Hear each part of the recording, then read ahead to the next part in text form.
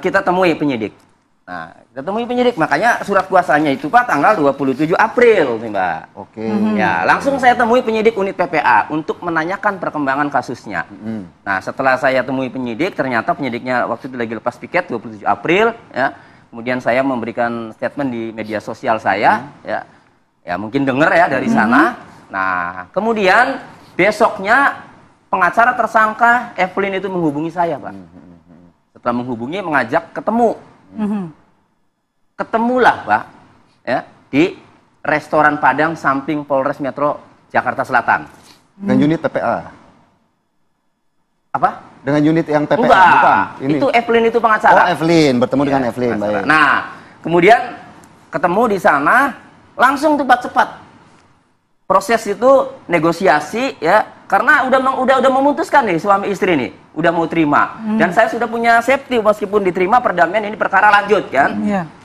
Nah setelah ketemu ya itu Evelyn datang bersama timnya banyak ya. Kemudian ada satu perempuan yang mengaku istrinya. Di dalam permohonan sampai menangis istrinya yang istrinya Arif Nugroho itu kan ya Arif tersangka ini dia mengatakan bahwa suaminya ini pekerja biasa di bengkel, sehingga memohon agar seringan-ringannya damai itu. Nah kemudian itu ada mobil BMW warna gold, saya bilang yang disita di Polres Metro itu milik siapa? Oh itu milik saudaranya Pak.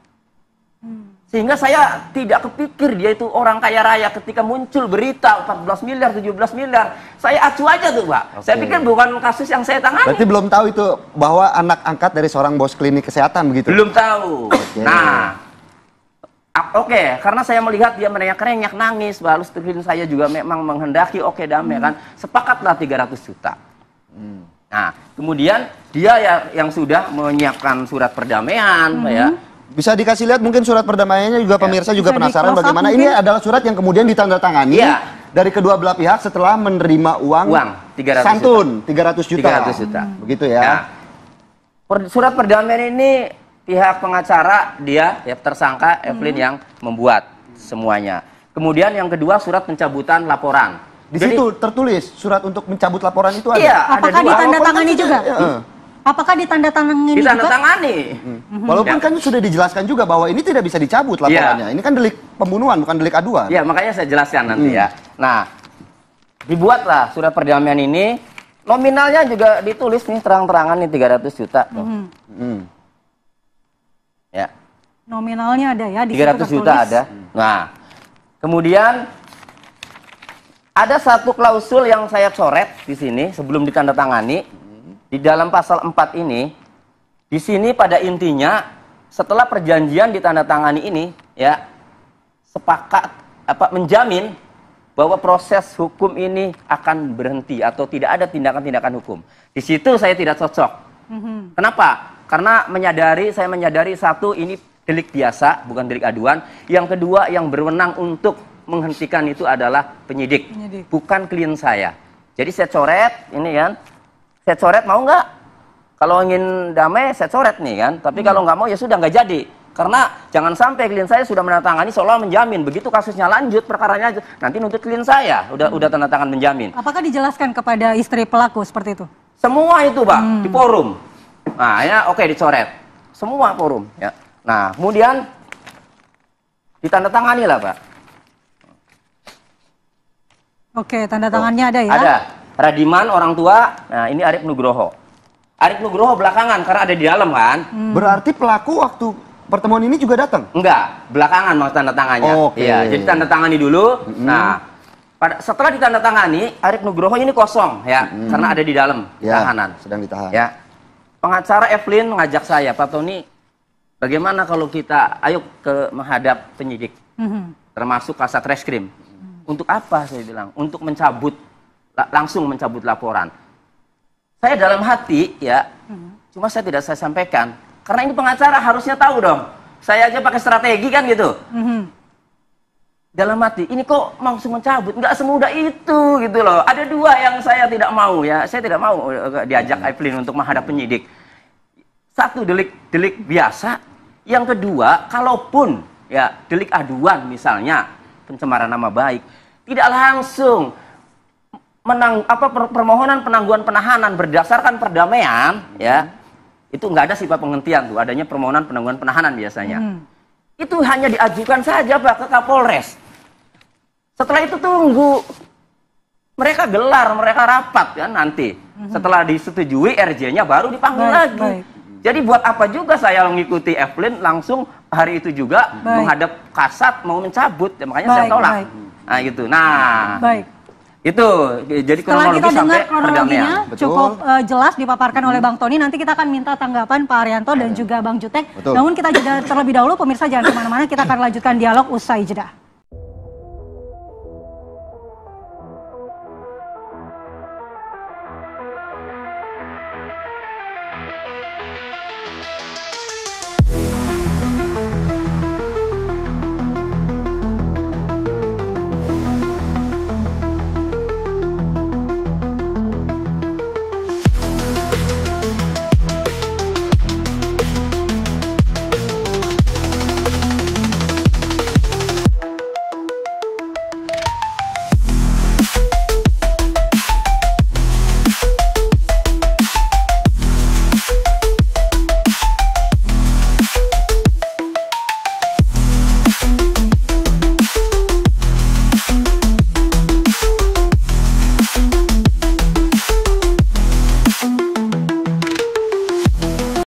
Mafia tanah ini kan mereka ini bukan satu individu, berkelompok.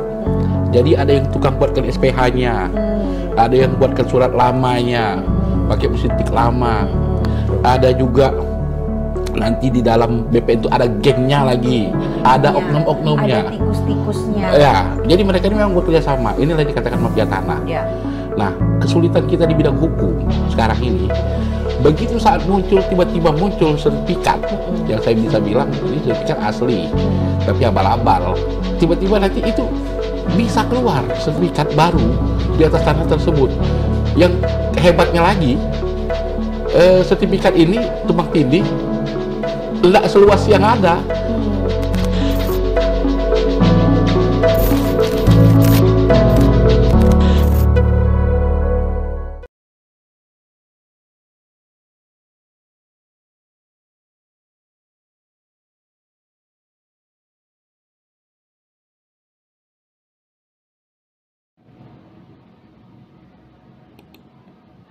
Masalah besar dalam pertanahan di Dago sudah ada sejak lama, sekitar 40 tahun lalu.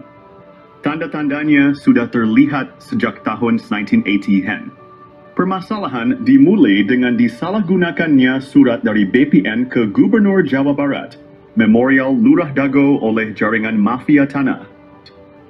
Jaringan mafia tanah ini melibatkan oknum tokoh masyarakat, oknum tokoh agama, oknum aparatur, dan oligarki semacam Iwan Surjadi PT Batu Nunggal dan juga Jo Budi Hartanto PT Dago Intigraha. Awalnya Asep Makmun adalah anak pekerja atau anemer bernama Ahya, dan Didi Koswara adalah menantu Ahya.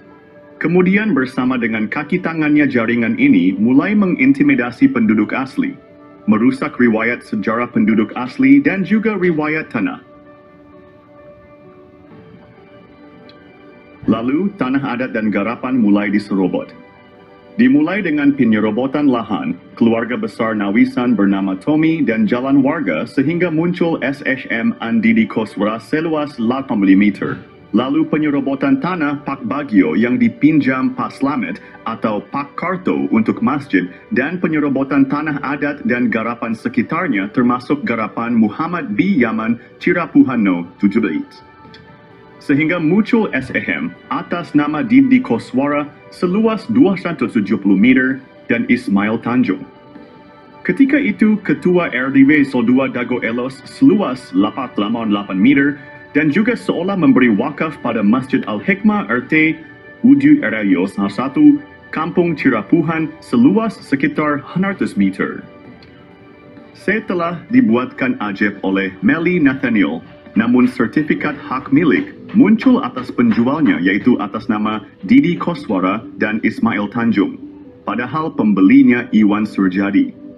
tanah di sekitar Terminal Dago dan sekitar kantor pos juga fasilitas umum dialihkan secara sembunyi-sembunyi lalu dibuatkan PBB atas nama Didi Koswara seluas 15.000 meter. Hal ini melanggar kesepakatan warga Dago Elos tahun 1997 dan juga kesepakatan warga Dago Elos dan warga Cirapuhan tahun 1999. Luas garapan Asep Makmun 280 meter, jadi 100 meter. Dan Didi Koswara dari 14 RB dibagi 8 orang menjadi Lifty Snauvu. Padahal Asep Makmun dan Didi Koswara juga telah mengoper, alihkan dan mewariskan garapannya. Dan selanjutnya setelah sidang berlangsung data PBB itu terhapus dan menurut petugas PBB berubah jadi atas nama Dedi M. Saad. Dan sebelum itu Bu Raminten sepihak dengan tergugat telah bersiap lebih dulu. Silakan periksa berkas-berkas dan juga berkas putusan pengadilan untuk memahami lebih lanjut. Apakah ini kolusi gugatan Mueller atau gugatan Mueller yang masuk akal? Ini adalah kolusi gugatan Mueller, bukan gugatan Mueller, tapi kolusi Mueller dengan tergugat. Kasus tanah yang melibatkan bos mafia telah menggemparkan. Tanah Pak Bagio 400 hingga 700 meter dipinjam fasilitas umum masjid, namun kemudian dibeli luas jadi 700 meter. Ada apa bos Batu Nunggal beli tanah bekas TPA? Penyerobotan jadi hadiah 80 meter lalu 270 meter Didi Koswara untuk Ketua RW Sentul 2, Dago Elos Ismail Tanjung 8% maupun 8M, bonus balik layar tergugat dan pendataan tergugat Ketua RW Sentul 2 Dago Elos Asep Makmun sebagai pembela isidentil, Ketua RW Sentul 1 Cirapuhan Apud Sukendar dan oknum aparatur. Rupanya target 100 miliar hingga 1 triliun hingga tanah puluhan meter. Keluarga besar Pamenpati TNI dan Polri diserobot dan dilaporkan polisi tahun 2012. Sejak tahun 2007 sudah diberi tanda batas pohon alpukat dan sirsak, AIPAI. Bos mafia tanah Iwan Surjadi kebal hukum pada dana bansos tahun 2014. Pemerintah perlu membentuk tim independen untuk menyelidiki kasus sekarang merugikan warga kampung Cirapuhan dan negara 100 miliar hingga 1 triliun. Mafia tanah saling gugat Dago, bukan ngegugat, tapi saling gugat. Tonton film Keluarga Mueller durasi 4 jam 40 m. Kisah ini terjadi di kampung Cirapuhan pada tahun 2008. Bob Nainggolan, seorang pengacara, mengirim surat panggilan atas nama Iwan Surjadi. Bos Batu Nunggal mengaku berhak tanah seluas sekitar 100 meter. Setahun sebelumnya, warga menanam pohon alpukat, nangka, dan lainnya sebagai tanda batas tanah Pak Bagio seluas sekitar 700 meter. Adapun barat dan timurnya adalah tanah warga. Notaris Meli Nathaniel membuat akta jual beli AJB dengan penjual Ismail Tanjung dan Didi Koswara. Asep Makmun menjadi penunjuk batas. Setelahnya sertifikat terbit atas nama penjual. Ini gratifikasi. AC. Kemudian hari, Iwan Surjadi ternyata hanya seorang mafia tanah saling gugat. Ia memberi hadiah untuk oknum aparatur, juga Didi Koswara, Ismail Tanjung, Asep Makmun dan rekan sebagai pendata calon tergugat dan tergugat. Sertifikat tanah atas nama penjual muncul setelah AJB dibuat. Kesaksian dari Pak Ada, Paman Asep Makmun, Pak Unus, dan Pak Slamet juga mendukung hal ini. Menunjukkan Asep Makmun, Apud Sukendar, dan jaringan mafia telah berdusta. Lalu memberi peran Didi Koswara seolah tokoh tuan tanah pribumi sebagai tergugat.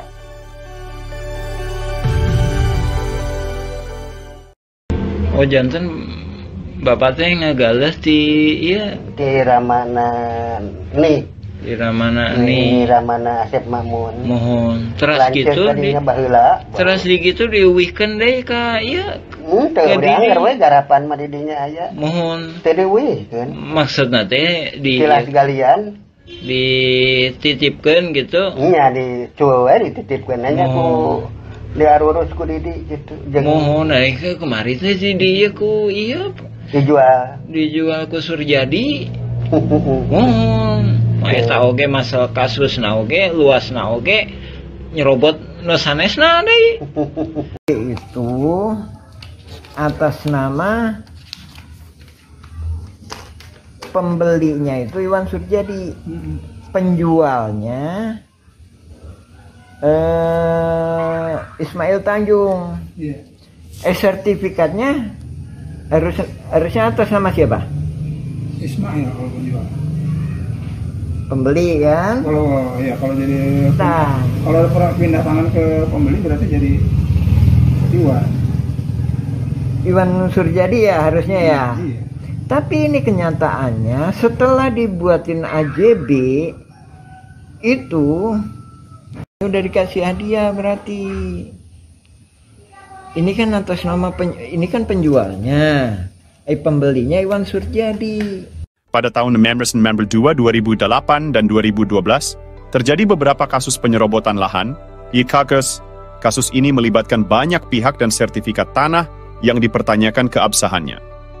Bukti penyerobotan lahan melibatkan nama-nama seperti Iwan Surjadi, Didi Koswara, dan Ismail Tanjung. Juga Asep Makmun, Apus de Sukendar, bukti peta sertifikat atas nama Rosid dan Triyono berasal dari Rahman Hadisaputra, keluarga Ewong binti Nawisan. Ada juga sertifikat atas nama Diman Adikarta bin Neh Emeh dan Eti serta Acik dari keluarga Neh Eyong. Kesaksian dari Pak Ada alias Suhanda, pamannya Asep Makmun, dan Didi Koswara menyatakan bahwa tanah tersebut bukan tanah adat, tapi tilas galian pasir artinya Aigendom. Pak Slamet juga menyatakan bahwa Ahya, Didi Koswara, dan Asep Makmun adalah pendatang dan tidak punya tanah adat. EJB dibuat oleh notaris Meli Nathaniel, namun sertifikatnya atas nama penjual, bukan pembeli. Diduga kuat, Iwan Surjadi adalah oligarki mafia, tanah saling gugat tahun 2016. Maka, sertifikat atas nama Didi Koswara dan Ismail Tanjung, atau Iwan Surjadi seluas 8,6,8 meter dan 270 meter tidak sah. Wakaf masjid seluas sekitar 100 meter perlu ditinjau. Dan dukungan Ustadz Diki Sulaiman Sarjana Pendidikan perlu diperiksa. Oknum tokoh masyarakat, oknum aparatur diduga kuat mendukung gratifikasi.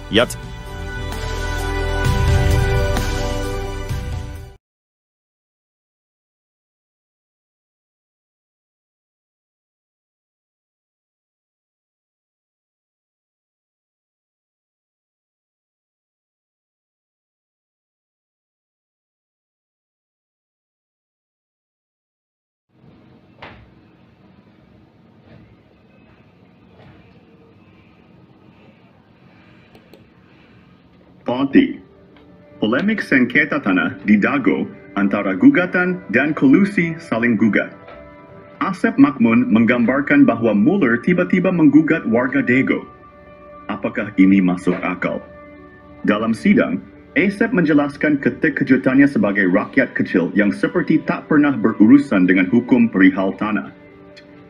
Padahal riwayat Asep Makmun bersama Iwan Surjadi dan pengacaranya menyerobot lahan penduduk asli, lalu kerap bawa-bawa LSM untuk menuntut ganti rugi ke damage, padahal bukan garapannya, dan juga garapan keluarganya sudah dioperalihkan, mau dia minta ganti rugi lagi, dan bagaimana bisa orang demikian tahun 2012 lapor ke polisi dan banyak catatan kasus pertanahan lainnya. Lalu apakah masuk logika Muller tiba-tiba menjadikan Asep Makmun dan rekannya sebagai tergugat utama nomor 1 sampai tergugat nomor 4? Bagaimana cara Muller menggugat? Bagaimana mungkin Muller memiliki data detail tentang tergugat tanpa berkolusi dengan oknum tergugat? Misalnya, tergugat keluarga Udin Sudinta dan anaknya, Cepi. Pertanyaannya, bagaimana Muller bisa mendapatkan informasi secara detail tergugat keluarga Udin Sudinta, yaitu tergugat nomor 69, nomor 99, nomor 232, nomor 233, dan nomor 31. Muller tampaknya mempersiapkan gugatan dengan matang bersama oknum. Tergugat yang notabene Ketua RW 02 Dago Elos. Sementara itu, Apud Sukendar tiba-tiba diangkat oleh Lurah Sebgai Ketua RW 1, Kampung Cirapuhan, ketika masa pendataan. Padahal Apud Sukendar bukan calon Ketua RW 1, Kampung Cirapuhan. Lalu bagaimana mungkin pendatang bernama Didi Koswara dari Subang diberi peranan seolah tuan tanah penduduk asli dengan lebih dulu diberi hadiah dan legalitas penyerobotan lahan oleh Iwan Surjadi PT Batu Nunggal Indah dan oknum aparatur negara. Mueller menargetkan tergugat utama yang sudah diberi peran untuk siap menghadapi. Dibantu dengan warga yang tidak tahu riwayat tanah dan riwayat penduduk asli. Mereka hanya ikut serta tanpa pemahaman mendalam dan sebagiannya hanya kaki tangan mafia tanah. Adapun mereka yang paham riwayat tanah dan riwayat penduduk asli tidak digugat, kecuali yang terlibat dalam jaringan mafia tanah Dago. Sementara itu, Buraminten sudah siap lebih dulu. Pertanyaannya, apakah gugatan Mueller atau kolusi saling gugat yang lebih masuk akal? Lalu bagaimana dengan aksi Asep Makmun sejak sekitar 40 tahun ini? Tolong gunakan logika Anda baik-baik. Ini gugatan Mueller atau kolusi Mueller dengan jaringan para tergugat ini. Ini adalah kolusi saling gugat Mueller. Bukan gugatan Mueller, tapi kolusi Mueller saling gugat.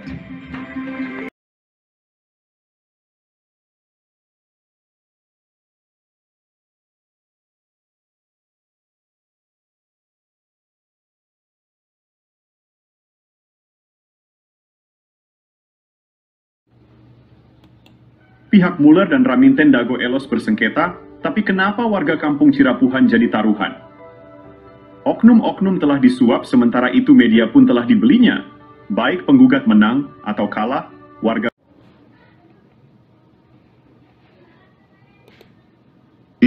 Kasus-kasus Tanah Dago bisa diibaratkan bandar judi. Bandar judi online, coba gunakan logika. Pada tahun 1997, luas tanah garapan warga Dago Elos hanya sekitar 5.940 meter persegi. Silakan periksa peta BPN tahun 2000 bahwa objek warga Dago Elos ada di belakang terminal, bukan di samping. Namun, tuntutan tanah oleh Mueller mencapai 60.000 meter persegi. Situasi ini mirip dengan judi online. Kalau Mueller menang dapat tanah 63.000 meter. Sementara kalau oknum warga Dago Elos menang dapat puluhan ribu meter, padahal tahun 1997 hanya 540 meter. Jadi siapapun yang menang, pihak yang mengatur tetap mendapatkan keuntungan besar melebihi modal yang dipertaruhkan. Jika Mueller menang, dia mendapatkan 63.000 meter persegi. Silakan periksa berkas putusan Pengadilan Negeri Bandung. Jika oknum tergugat menang, mereka mendapatkan puluhan ribu meter persegi. Padahal kan tahun 1997, luas tanah hanya 540 meter. Jadi intinya bandarnya yang menang. Dan ini membuktikan ada bandar di sengketa Tanah Dago. Coba gunakan logika Anda. Ini sistem hukum tidak adil dan berpihak pada oligarki. Oknum aparatur, oknum tokoh masyarakat, dan oknum tokoh agama yang terlibat jaringan mafia tanah. Kasus Tanah Dago menggambarkan bagaimana sistem bisa dimanipulasi seperti bandar judi online. Seperti bandar judi, siapapun yang menang, pihak tertentu tetap untung. Jadi selama wacananya gugatan Mueller, siapapun yang menang, maka bandar masih saja untung. Sekali lagi, kami Koordinator Pertanahan Kampung Cirapuhan mengingatkan bahwa kasus Tanah Dago adalah kolusi Mueller dengan oknum tergugat. Jadi bukan gugatan Mueller, tapi kolusi saling gugat. Kalau gugatan Mueller, maka warga Kampung Cirapuhan dan negara dirugikan. Kolusi saling gugat Mueller bukan gugatan Mueller, tapi kolusi saling gugat Mueller. Silahkan periksa dengan seksama berkas putusan pengadilan dan periksa dengan seksama para tergugat. Periksa baik-baik domisili di mana para tergugat. Mereka ada di wilayah selatan, belakang terminal Dago. Sementara wilayah utara terkena juga dampaknya baik, itu Mueller menang ataupun tergugat menang. Karena ini adalah kolusi saling gugat, ibaratnya bandar judi. Ingat, eigendom verpanding terluas, yaitu 3742 dan 6867. Ada di Kampung Cirapuhan RW 11, bukan di Dago Elos.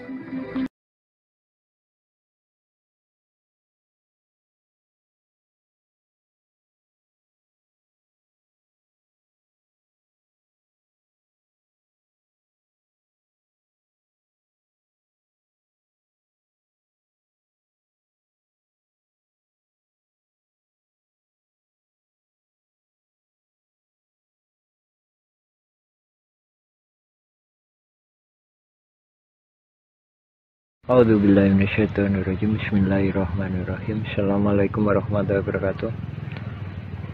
Nah, ini di belakang Hotel The Match ini terjadi konflik agraria yang telah menipu dunia,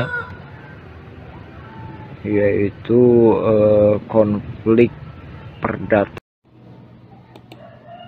Perbedaan data luas tanah pada sengketa lahan Dago menjadi pemicu mafia beraksi. Koordinator Pertanahan Kampung Cirapuhan menjelaskan luas objek tanah memicu kolusi mafia tanah saling gugat.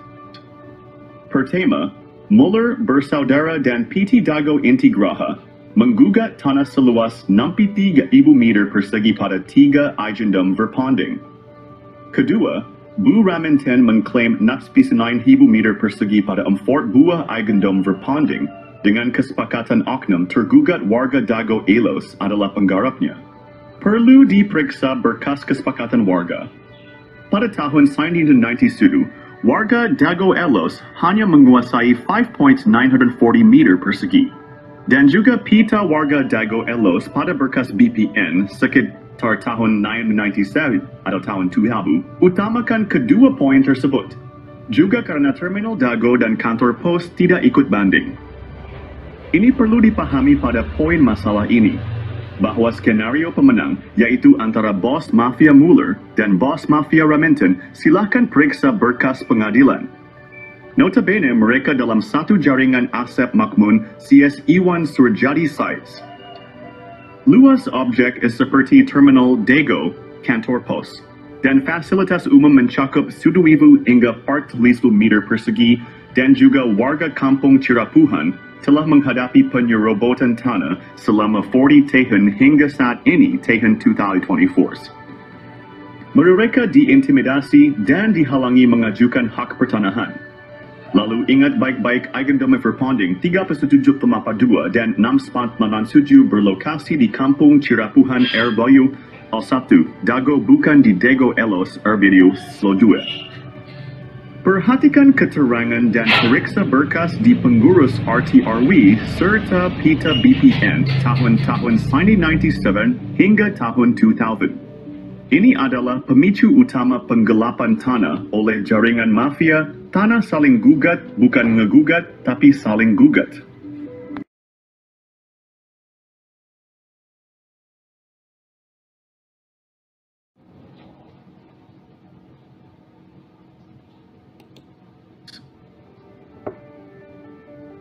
Mengungkap pihak dalam sengketa lahan Dago Elos Masla. Ini dipicu oknum warga Dago Bandung. Esensi. Dalam sengketa ini ada dua pihak utama. Penggugat adalah Muller bersaudara dan PT Dago Intigraha. Oknum tergugat adalah jaringan Asep Makmun dan Bu Raminten. Kedua pihak mengklaim hak atas tanah dengan menggunakan hak barat Agendum Verpanding. Intinya, bukan warga Dago atau warga Iwo Cirapuhan Bandung, tapi oknum. Dan ada pihak yang belum muncul adalah oknum aparatur. Dan oligarki juga jaringannya seperti Iwan Surjadi dan Dedi M. Saad I. Simak penjelasan korelasi kasus sebelumnya dalam film dokumenter Nawisan Kurma atau versi Kampung Cirapuhan. Silakan cek blog atau video yang berdurasi agak panjang. Periksa berkas putusan pengadilan tuntutan Muller dengan adanya kesepakatan Bu Raminten. Misalnya, kesepakatan pihak Bu Raminten dengan Asep Makmun ada dalam putusan PN Bandung. Dan berkas lainnya, misalnya PBB 15 harga meter atau sertifikat Didi Koswara. Iwan Surjadi dan berkas warga atau berkas peta BPN. Koordinator Pertanahan Kampung Cirapuhan sudah mengirim surat ke DPR Pusat seberat 3 kg. Adapun ke Presiden berat berkas 2,7 kg. Esensi dalam sengketa tanah Dago ini adalah satu jaringan mafia tanah dengan modus saling gugat yang melibatkan proksi. Proksinya, ingat, satu jaringan mafia tanah. Adapun kasus tanah makam dengan oknum supir BPN bernama Sahidin, beda lagi. Jadi esensi kasus Dago gugatan Muller gak masuk logika. Tapi esensinya kolusi penggugat, tergugat, dan jaringannya.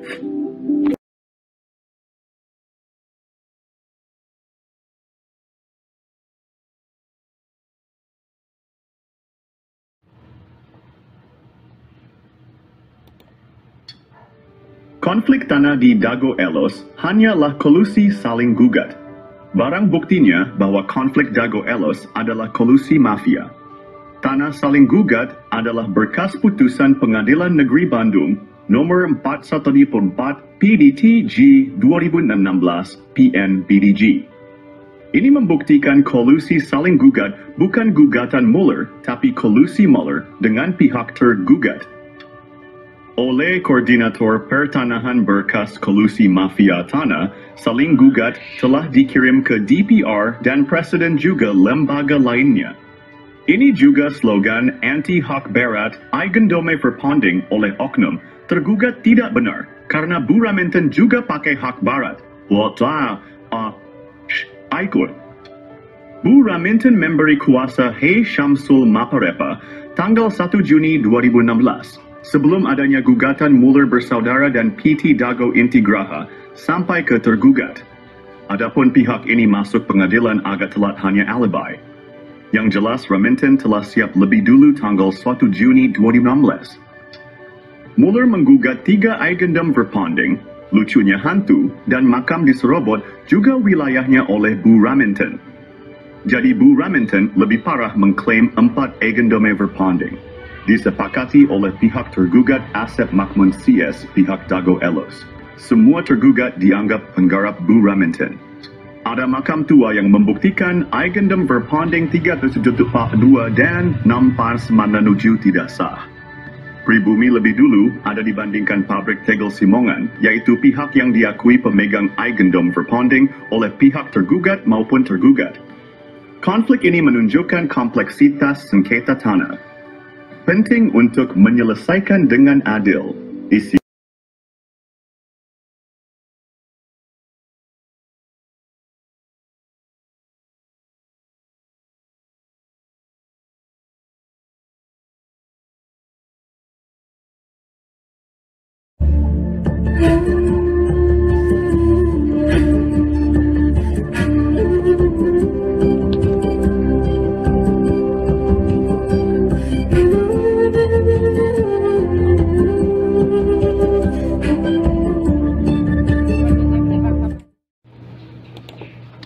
Info modus mafia Tanah Dago.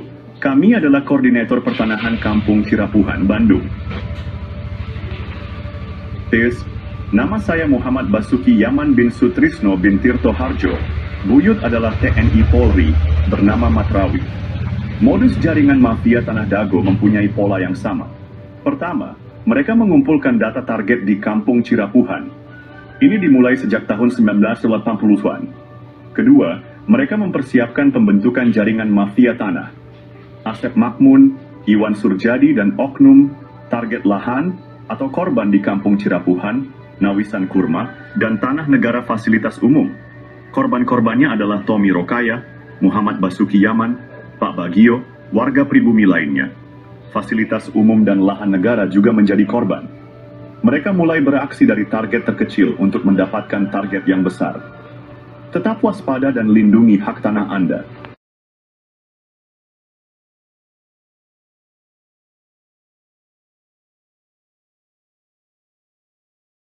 Tahap penyerobotan lahan Dago Bandung dimulai dengan penyerobotan lahan Tommy Rokaya, keluarga besar Nawisan yang menaungi ahya Bapak Asep Makmun. Lahan ini milik keluarga besar Nawisan dan luasnya 80 meter persegi. Sertifikat lahan tersebut diatasnamakan Didi Koswara, adik ipar Asep Makmun sebagai oknum. Tujuannya adalah untuk mendapatkan sertifikat dan menjadikan Didi Koswara sebagai tokoh pribumi tuan tanah. Bukti bahwa lahan tersebut milik Tommy adalah AJB antara Tommy dan M. Wikarta tahun 1996. Tommy adalah anggota keluarga besar Nawisan yang memperkerjakan ahya, bapak dari Asep Makmun. Alamat lahan tersebut adalah Cirapuhan, RT 07 RW 1 Dagono, OI 33, Kota Bandung. Kasus ini mendukung skenario mafia tanah yang saling menggugat, seperti Mueller melawan Dago Elos tahun 2016. Penyerobotan lahan ini berlanjut dengan penyerobotan lahan garapan pribumi yang disebut eigendom verpanding. Modus mafia Tanah Dago EP3 target penyerobotan lahan yang lebih besar, teknik atau modus. Mereka menggunakan intimidasi untuk menghalangi warga pribumi. Warga ditakut-takuti dan diancam penjara oleh kaki tangan mafia tanah. Sejak tahun 1980-an, area garapan pribumi diserobot mafia tanah. Lahan ini juga diklaim oleh Eigendom Verponding Pabrik Tegel Simongan. Padahal keluarga besar Nawisan sudah ada sebelum pabrik itu berdiri. Modus mafia tanah juga melakukan kolusi dengan oknum aparatur, tokoh masyarakat, dan tokoh agama. Buktinya luas lahan jaringan Asep Makmun, dan keluarganya lebih besar daripada milik pribumi.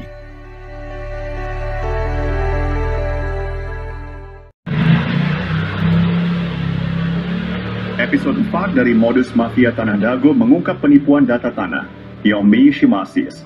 Asep Makmun dan keluarganya memberikan keterangan yang berbeda dengan warga dan bukti lapangan. Keterangan Asep Makmun di pemerintah juga berbeda dengan di warga.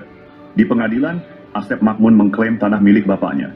Padahal, bapaknya hanya pekerja di keluarga besar Nawisan. Asep Makmun juga mengaku diberi tanah oleh Pak Bagio. Namun, kesaksian Pak Slamet dan Pak Unus menyebut beda usia 40 tahun antara Asep Makmun dan Pak Bagio. Juga sejak tahun 1970-an Pak Bagio nggak pernah datang. Di lapangan atas, dukungan hanya untuk kepentingan umum, bukan untuk keluarga Asep Makmun dan kaki tangannya. Cek kesepakatan tahun 1977 dan 1999, serta PBB Didi Koswara seluas 15.000 meter.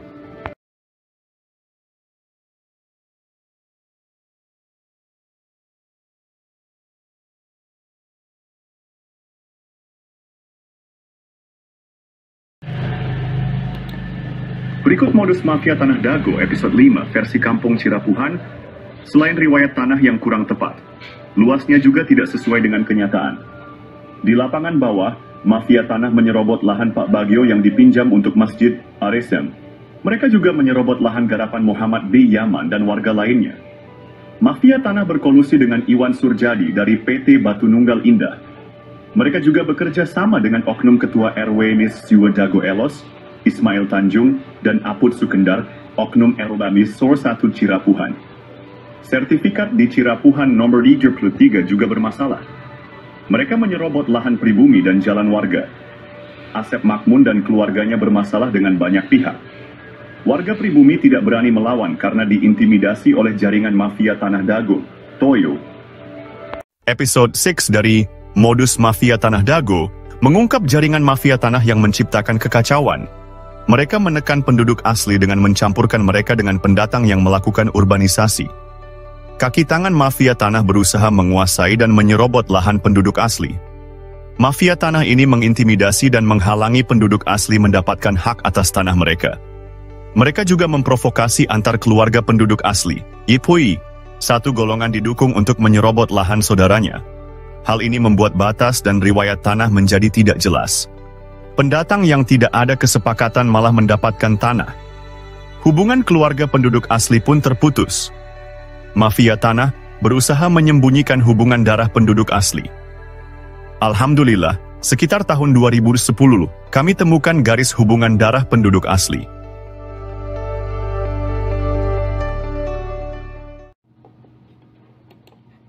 Analisa, penelitian, dan penyelesaian mafia Tanah Dago perlu dilakukan. Dasyo. Alhamdulillah, sejak sekitar 20 tahun lalu kami mulai mempelajari riwayat tanah. Kami juga mempelajari riwayat warga yang turun-temurun dan hal-hal terkait lainnya. Berbagai berkas dokumen negara dan berkas warga telah kami kumpulkan. Namun, beberapa dokumen hilang atau rusak karena rumah sering bocor.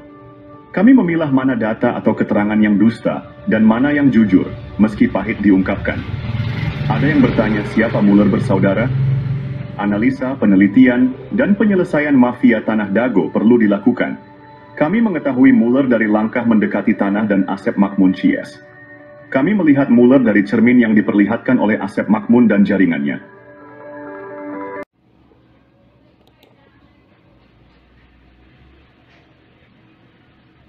Episode Sadiu dari Modus Mafia Tanah Dago mengungkap jaringan mafia tanah yang sangat terorganisir. Mereka bekerja sama dengan berbagai oknum. Jaringan mafia ini melibatkan oknum aparatur, tokoh masyarakat, dan tokoh agama, mosi. Bahkan, sebagian orang yang menikah dengan penduduk asli diajak mengkhianati saudaranya. Mereka juga dibantu oleh oligarki atau pemodal seperti Iwan Surjadi yang beralamat di Budi Asih nomor Sen 25, Bandung. Dengan bantuan mereka, tanah penduduk asli dijual dengan harga di bawah standar. Bahkan, seringkali tidak ada ganti rugi sama sekali. Parahnya, mafia tanah ini bisa mendapatkan keuntungan berkali-kali dari satu objek. Contohnya, SHM Didi Koswara atau Iwan Surjadi yang awalnya pinjam dari Pak Bagio dan garapan warga, misalnya Pak Yaman, lalu dijual ke pamannya bernama Ada, kemudian dijual lagi ke Iwan Surjadi dan digarap oleh adik atau anak mantunya. Modus operandi ini menunjukkan betapa terorganisirnya jaringan mafia tanah di Dago. Episode ini membuka mata kita akan praktik kotor yang merugikan penduduk asli. Kasus tanah yang melibatkan bos mafia telah menggemparkan. Tanah Pak Bagio 400 hingga 700 meter dipinjam fasilitas umum masjid, namun kemudian dibeli luas jadi 700 meter. Ada apa bos Batu Nunggal beli tanah bekas TPA? Penyerobotan jadi hadiah 80 meter lalu 270 meter Didi Koswara untuk Ketua RW Sentul 2, Dago Elos Ismail Tanjung 8% maupun 8M, bonus balik layar tergugat dan pendataan tergugat Ketua RW Sentul 2 Dago Elos Asep Makmun sebagai pembela isidentil, Ketua RW Sentul 1 Cirapuhan Apud Sukendar dan oknum aparatur.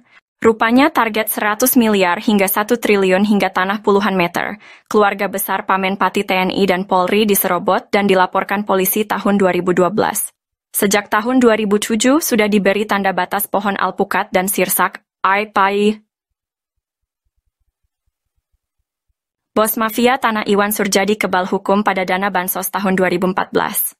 Pemerintah perlu membentuk tim independen untuk menyelidiki kasus sekarang merugikan warga kampung Cirapuhan dan negara 100 miliar hingga 1 triliun. Mafia tanah saling gugat Dago, bukan ngegugat, tapi saling gugat. Tonton film Keluarga Muller durasi 4 jam 40 m.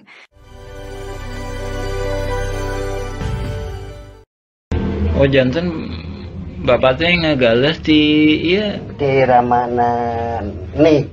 Di Ramana nih. Di Ramana Asep Mamun. Mohon. Terus gitu di terus di gitu diuwihkeun deui ka ieu. Teu dianggar we garapan mah didinya aya. Mohon. Teu diuwihkeun. Maksudna teh di silas galian dititipkeun gitu. Iya dicuwe we dititipkeun nya ku diarurus ku Didi gitu. Mohon naik kemari teh si dieu ku ieu dijual ku Surjadi. Mohon. Eta oge masalah kasus na oge, luas na oge, nyerobot nu sanesna deui. Kasus Tanah Dago Mafia Tanah Kolusi Saling Gugat, episode 8 mengungkap pola yang sama. Modus mafia tanah ini mengacaukan batas tanah dan riwayat tanah pribumi asli. Pada tahun 1992, tanah Pak Bagio, fasilitas umum seluas 400 meter hingga 700 meter tanah, dan 600 meter garapan warga lainnya juga diambil. Tanah tersebut diatasnamakan Didi Koswara seluas 270 meter. Ismail Tanjung atau Iwan Surjadi seluas 868 meter. Lalu sandiwara konflik Dago Elos melawan Muller muncul. Pada tahun 2002, wilayah kampung Cirapuhan RW 01 diubah menjadi Dago Elos RW 02. PBB seluas 15.000 meter atas nama Didi Koswara, lalu dialihkan ke Dedi M. Saad. Begitu halnya tanah Tommy, tanah Unus, tanah makam diubah. Berita terbaru tentang mafia tanah Dago Elos kembali mencuat melakukan gol bunuh diri. Episode 9 kali ini mengungkap modus operandi yang hampir sama. Pada tahun 2008, keluarga Asep dan Didi menjadi target utama Iwan Surjadi, oligarki mafia tanah saling gugat. Anehnya tahun 2012, Muhammad B. Yaman dilaporkan ke polisi dan lurah. Juga dituding provokator dan anehen ya keluarga Asep dan Didi tenang saja ketika itu. Pada tahun 2016, Didi Koswara, Asep Makmun, Apud Sukendar, Alosana dan kelompoknya menjadi tergugat utama Muller, bersaudara. Anehnya tahun 2024, pengadilan, polisi, dan lembaga pemerintah yang sibuk, dan Muhammad B. Yaman juga jadi korban lagi. Didi, Apud, Alosana tenang-tenang saja. Karena ini, modus mafia tanah Dago adalah saling gugat. Bukan ngegugat, tapi saling gugat. Keluarga Didi Koswara dan Asep Makmun malah berkolusi pada kasus dulu dan sekarang. Maka siapapun yang menang, negara dan warga kampung Cirapuhan dirugikan 100 miliar hingga 1 triliun rupiah. Silahkan cek blog atau video versi kampung Cirapuhan atau Nawisan Kurma. Ada penjelasan dan bukti dokumen.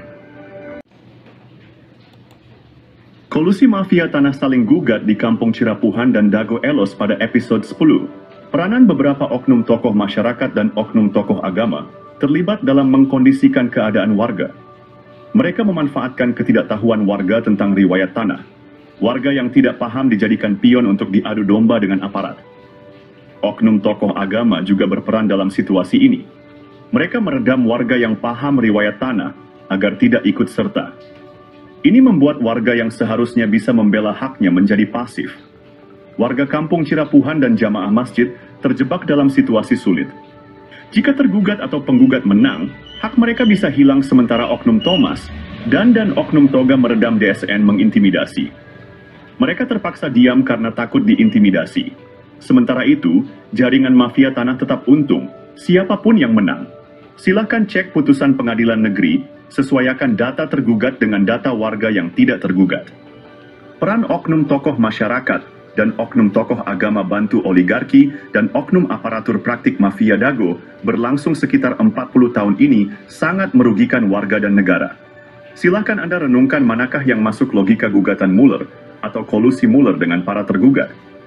Cek blog atau video versi kampung Cirapuhan untuk penjelasan dan bukti dokumen. Hukum bukan ilmu pasti, kasus pembunuhan Vina Cirebon. Kasus pembunuhan Vina Cirebon dan menimbulkan pertanyaan besar. Saksi dan ahli hukum saat ini membuktikan bahwa pengadilan bisa jadi salah. Allah memberikan kita nurani dan akal yang sesuai dengan logika. Pembunuhan Vina, konflik Dago Elos, dan pembunuhan Uci 31 Mei 2023 dengan uang damai 10 juta juga menjadi sorotan. Koordinator Pertanahan Kampung Cirapuhan telah menulis surat ke berbagai pihak. Presiden, Gubernur, Menteri, DRP, dan lembaga lainnya. Apakah keputusan pengadilan dan bukti otentik yang ternyata bisa dimanipulasi sesuai dengan nurani dan logika? Pemerintah harus membentuk tim independen yang kredibel dan penuh integritas untuk meneliti kasus-kasus ini. Pemberitaan dan keputusan pengadilan tidak selalu mencerminkan kebenaran.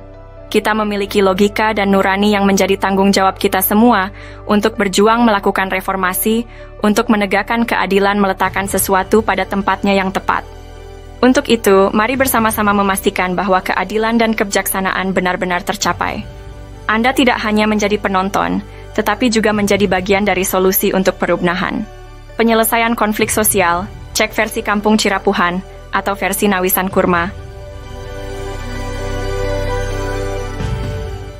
Berkas Pengadilan Negeri Bandung ada keterangan hak Eigendom Verponding Buraminten.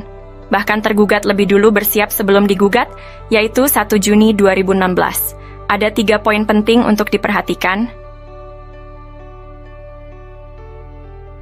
Pertama, pemberitaan yang ada hanya Eigendom Verponding Mueller. Padahal Buraminten juga menggunakan hak barat Eigendom Verponding, yang sudah tak berlaku pada tahun 1980. Kedua, Buraminten sepakat dengan Asep Makmun semua tergugat adalah penggarapnya sehingga warga Dago Elos juga dirugikan.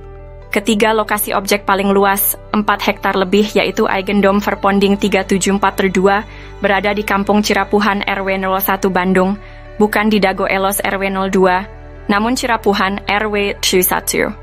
Hanya ada 3 orang yang digugat. Pada berkas tahun 1997, luas tanah warga Dago Elos kurang dari 1 hektar, sementara objek yang digugat mencapai lebih dari 6 hektar lebih.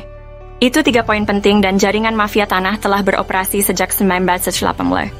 Untuk itu, pemerintah diharapkan membentuk tim independen, cek film keluarga Mueller durasi 4 jam.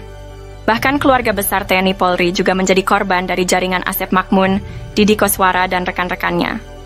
Warga Kampung Cirapuhan dan negara dirugikan 100 miliar hingga 1 triliun, karena ini kolusi saling gugat. Bukan ngegugat, tapi saling gugat.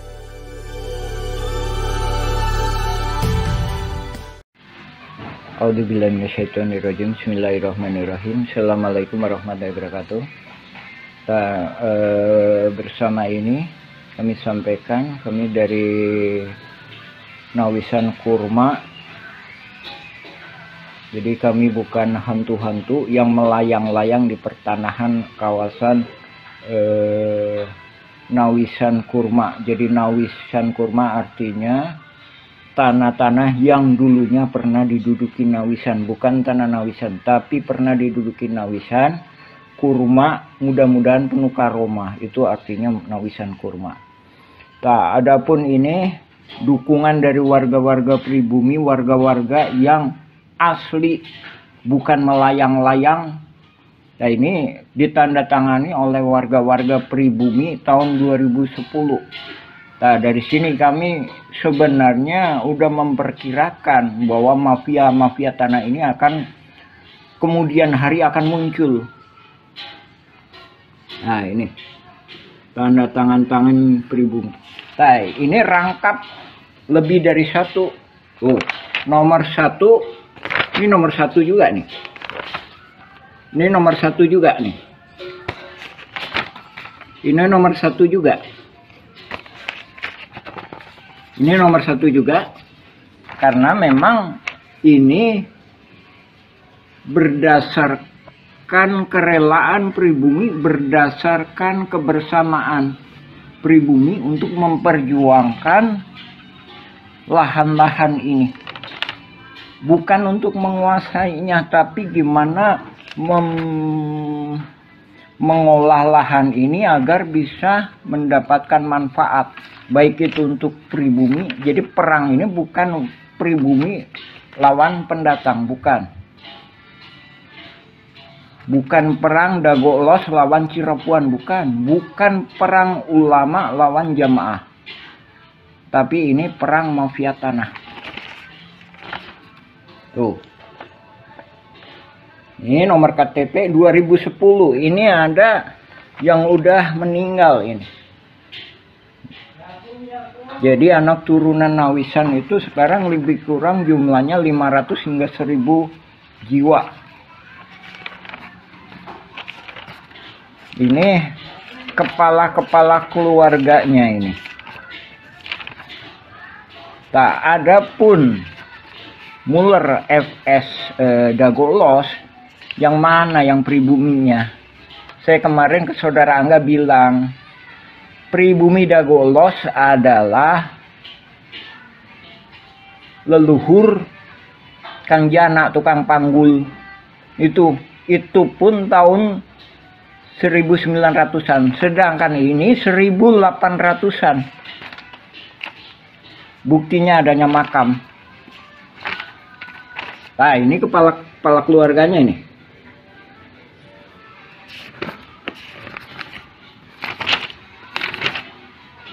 Ini ada materai ini, masih 6.000.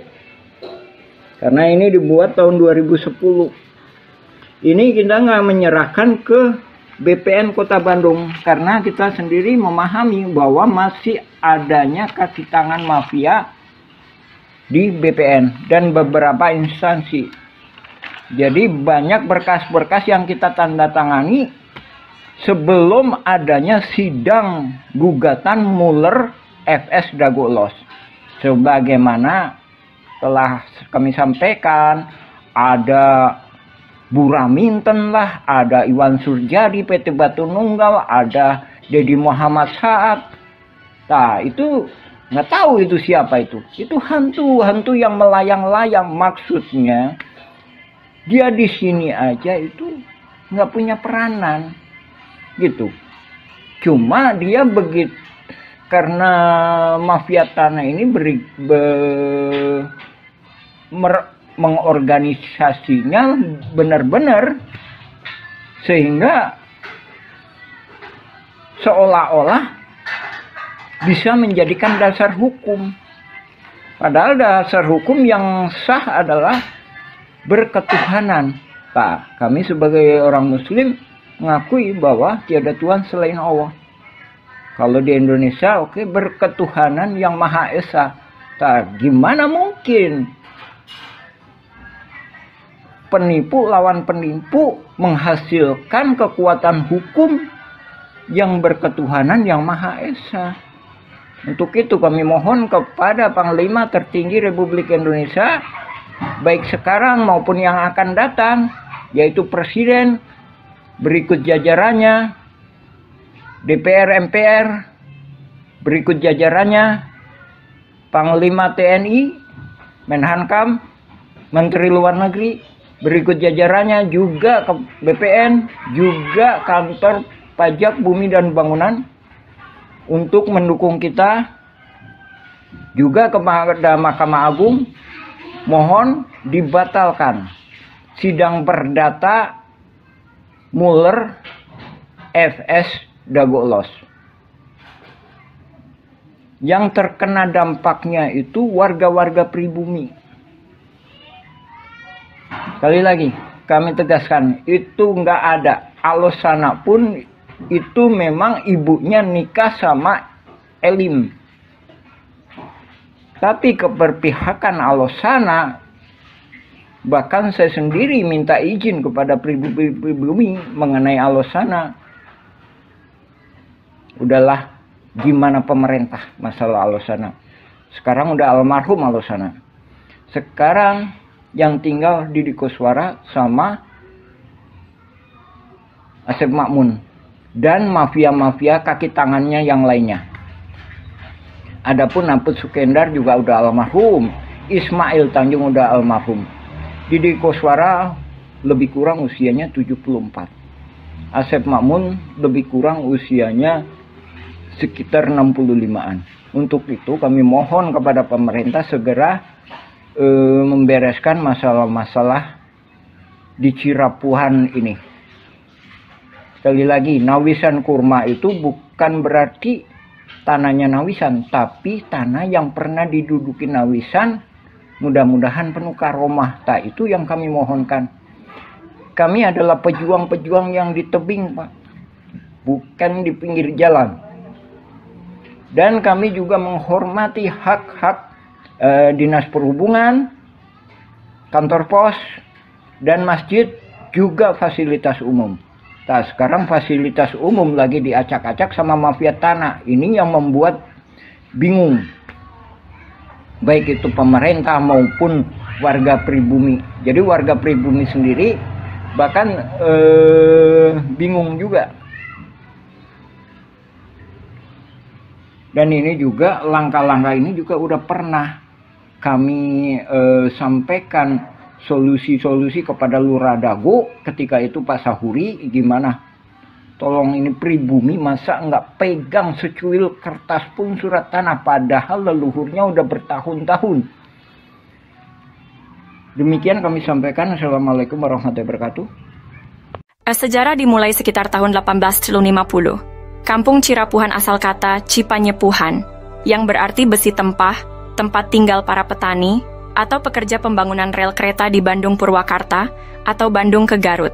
Cipanyepuhan meliputi Dago Pakar, Dago Jati, Cigadung, Dago Biru, dan Curug Dago. Setelah membuat gua Belanda, pada tahun 1918 atau 1923, kolonial Belanda bernama Simongan menduduki Bukit Dago dan membangun pabrik di Terminal Dago, membuat surat Eigendom 3740 dan 3741. Keluarga besar Nawisan menduduki lahan Cirapuhan Timur, sekarang Cipaheut, Kabupaten Bandung, Cirapuhan Barat, sekarang Cirapuhan, Kota Bandung, dan Sawargi depan Terminal Dago. Nama anak putri Nawisan dan menantu Nawisan, Neh Okoh nikah dengan Hasim. Anak cucu dari keluarga inilah yang menaungi Ahya, tapi dibalas dengan penyerobotan lahan oleh anak Ahya. Ahya bapaknya Asep Makmun, Ahya mertua Didi Koswara. Ne Eyong nikah dengan Mardasih, Ne Ewung nikah Karmita alias Kartasasmita, Ne Emeh nikah dengan Adikarta. Simongan secara sepihak membuat Eigendom Verponding 37442 dan 644 di Kampung Cirapuhan, Kota Bandung. Ini tidak sah karena pribumi lebih dulu menduduki lahan tersebut, bukti dengan adanya makam Nawisan dan anak-anaknya. Silahkan pemerintah tinjau lokasi, informasi lebih lanjut bagian lanjutan. Anda dapat menjelajahi juga versi Kampung Cirapuhan atau Nawisan Kurma.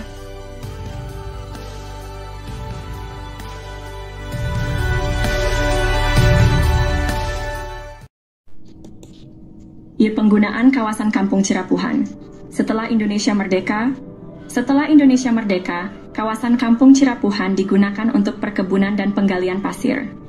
Beberapa bagian Kampung Cirapuhan sebelumnya sudah dibangun menjadi rumah, makam, dan fasilitas umum. Daftar penduduk pribumi diantaranya adalah keluarga Nawisan, Ewis Omah binti Tomi Rokayah, keluarga Nawisan, Pak Bagio, Slamet bin Karto, Icih Unus, Duhli, Johan Rohimat, Anda bin Isah Juha, amanah keluarga Nawisan, Dedi, Uki, Acih binti Juanta yang nikah dengan Misnan anak Eyong binti Juanta. Tahun 1969 tercatat ada pendatang bernama Ahya, dan adiknya bernama ada juga Didi Koswara, yang berasal dari kota Subang yang dipekerjakan jadi penggali pasir atau anemer. Masjid Al-Hikmah dibangun di lahan Pak Bagio pada tahun 1968. Namun, pada tahun 1974 hingga 1984 atau 1999, Kampung Cirapuhan dijadikan tempat sampah oleh pemerintah pada bekas galian pasir ditimbun dengan sampah dengan kedalaman 10 meter hingga 70 meter. Penyerobotan. Pada tahun 1980-an, terjadi penyerobotan lahan oleh jaringan mafia Tanah Dago, yaitu pelaku Asep Makmun dan Didi Koswara. Asep Makmun dan Didi Koswara mulai menyerobot lahan keluarga Nawisan, yaitu Ewis Omah binti Tomi Rokayah seluas 80 meter juga jalan warga. Selain itu, mereka juga menyerobot lahan Pak Bagio yang dipinjamkan ke warga Kampung Cirapuhan seluas 400 hingga 700 dan tanah di sekitarnya seluas 500 hingga 700 meter, hingga total yang diserobot adalah sekitar 100-300 meter, lalu pada bagian lainnya lahan garapan warga atau lahan negara yang diserobot sekitar 1 hektar. Sebelumnya lahan atas dikerjabaktikan oleh warga untuk lapangan bola dan untuk perkebunan, sementara itu bagian bawah untuk rumah, fasilitas umum dan kebun. Warga Kampung Cirapuhan diintimidasi dan dihalangi hak pengajuan pertanahan, namun jaringan mafia tanah membuat PBB seluas 15.000 meter atas nama Didi Koswara.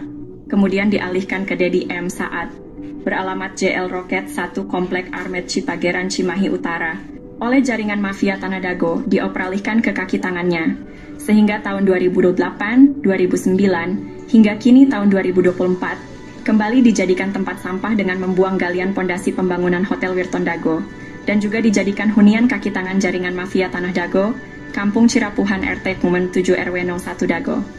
Bandung wilayahnya dirubah jadi Dago Elos olah jaringan mafia tanah untuk modus saling gugat. Pemerintah harus membuat tim independen untuk informasi lengkap. Untuk info lebih lanjut, cek blog atau video versi Kampung Cirapuhan atau Nawisan Kurma. Hari ini saya ingin membahas tentang surat terbuka yang ditujukan kepada Komnas HAM dan Ombudsman. Surat ini mengungkapkan dampak dari penggalian pasir secara masif di Kampung Cirapuhan yang merugikan pribumi lalu dijadikan tempat pembuangan sampah oleh pemerintah. Amerta, sejak tahun 1974 TPA menyebabkan kerusakan ekologis dan kekurangan air bersih bagi lebih dari 100 kepala keluarga. Disponsori Ketua Komisi B, Endrizal Nazar Wakli DPRD HE Warso dan Sekda juga Wali Kota Bandung Dada Rosada. Ketua RT Sodociu, Muhammad B. Yaman, dan Ketua RW Syoro 1, Sisye Mulyana, untuk mengatasi masalah ini dengan berunding di Rut PDM Maman Budiman. Setelah 30 tahun, Alhamdulillah tahun 2005, warga Kampung Cirapuhan mendapatkan air bersih. Namun, upaya untuk memberantas jaringan mafia tanah yang ada sejak tahun 1980-an masih perlu dukungan. Kami memohon agar Komnas HAM dan Ombudsman dapat mendukung kami dalam memberantas jaringan mafia tanah yang merugikan masyarakat. Kami juga meminta agar lembaga lainnya merespons surat kami secara tertulis dan pemerintah membentuk tim independen. Terima kasih atas perhatiannya. Untuk informasi lebih lanjut, cek blog atau video versi Kampung Cirapuhan atau Nawisan Kurma. Mari bersama-sama berjuang untuk keadilan. Terima kasih.